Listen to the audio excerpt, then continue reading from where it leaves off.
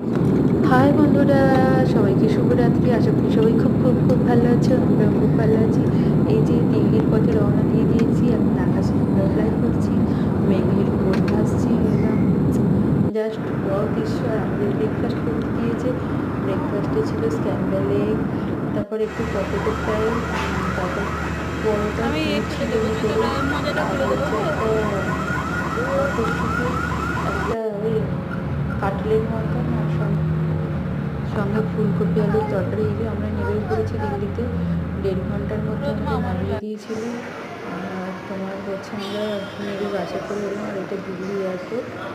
আমার ছেলে তো খুব শহরে যেতে পেরেছে, আমাকে একা আসছিলাম ছেলেকে নিয়ে, মানে ব্যাগ ট্যাগ ছিল, তেমন খাবার দাবার ছিল, আমি কিছু ক্যারি করতে আমাকে গোটা রাস্তা হেঁটেছে, মানে বলো স্টল